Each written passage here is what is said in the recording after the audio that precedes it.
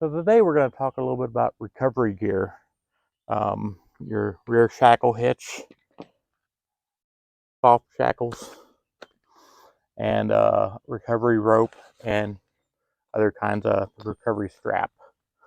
So first off, let's talk about this. You see people doing this. They'll take their recovery strap,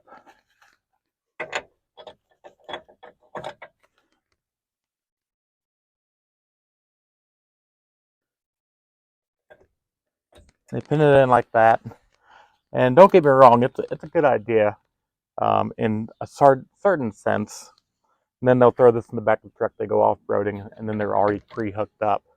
The bad thing about it is when you're with a buddy, you're going to try to take this strap and you're going to try to do a tension pull, which is where you're hooking the strap up to the truck and you go boom and you give it a good hit. And what the problem is, this strap is not designed for those types of tension pulls where you hit them hard, and they're not going to give that little bit of flex that compounds the pull. So when you're pulling that way, this strap isn't going to do it. And the other problem, unpin this. So let's say you go the other route and you take this and you shove it in there and you pin it in. Well, the problem with that is this is designed to have a certain angle, not a tight angle like that. So right off the bat, it's not designed for that hard of an angle. You know, you're putting some major wear on the tip here. Another issue is these sides are sharp. So when your person is pulling on it, it's going to be cutting into the side. So you're going to be cutting into your rope right there. This is the proper one to use, but it's going to start doing some damage to your rope. So that's not the right way either. Another thing is when you're using this pin for your attachment point, this pin generally is getting, pressure, maybe, 700, 800 pounds of pressure, light towing. That's what it's designed for.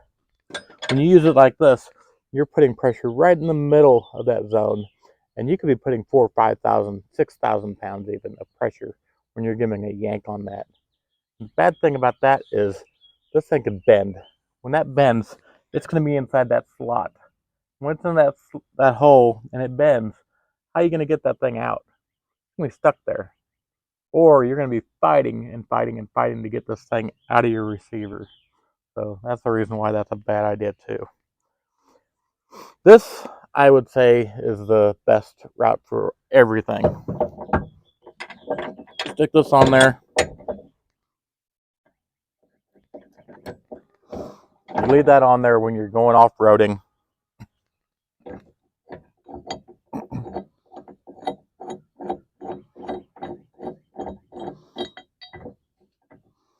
And me personally, I like to do this.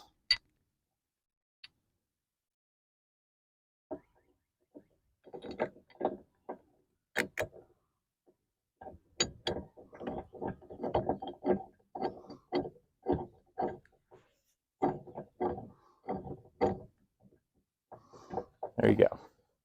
So then you can take this, throw it in the back of your truck.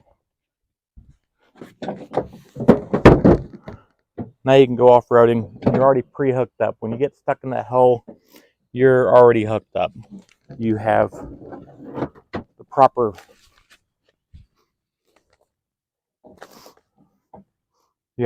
rope already hooked up. If you need an extra one because you need a longer stretch, you can use this later on. And this is the spring one. So when you hook this to your truck and give it a yank, it gives a little bit of spring action into it. So it ain't gonna just jar the heck out of both of you. And it compounds the strength. So when you hit it, you can really put a lot of compounded strength into this with the truck. Another thing is, don't do this. Never do that. The reason why I'm saying that, you don't want, this is actually a bad example, you really don't want a metal object of any kind in the middle of this joint and this type of joint. Let me get a proper rope out real quick. All right, we got the proper one out here. There's no metal on the end here.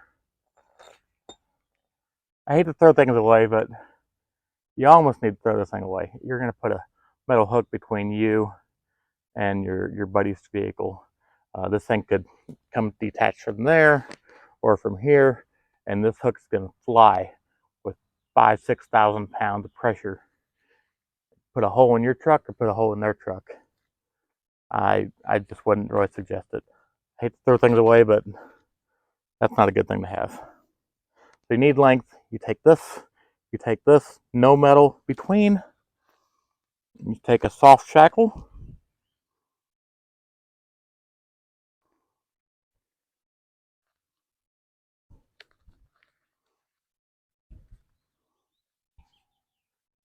There you go. There, soft shackle between. These things are rated, I think they're rated at like 10,000 or 12,000 pounds. It ain't gonna break on you. Even if it did break, it's not a piece of metal that's flying at you with 6,000 pounds of pressure. So that's the way to do it. Now you can really get your extension and hook the longer strap to your buddy's truck.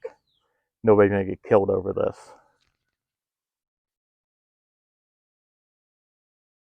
That's the reason why these soft shackles are such a hot item right now. They really they help save lives, and it's just a safety thing. Next thing I want to talk about is ball hitches.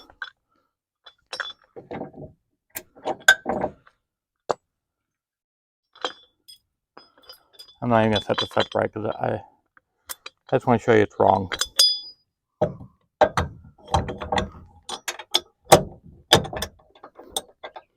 Okay, see somebody doing this.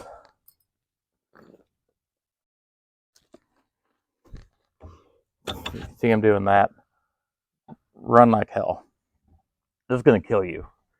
Yeah, 6,000–7,000 pounds of pressure, even 4,000, even 3,000. This thing is not designed to take that pressure right there. This is designed to take, hauling an RV, a light haul. These threads are not designed. Look at how thin those threads are. The threads aren't designed for that. So when you're doing this and you're yanking somebody out from doing that, this ball is going to fly at somebody. And it's not going to fly at your truck. It's going to fly at your buddy's truck with 5,000–6,000 pounds of pressure. It's going to kill someone. I mean, it's actually, there's facts. It has actually killed people. These have done it. So don't ever do this. Not even when you're even thinking about it. You ran out of options. This is not an option. Don't do it.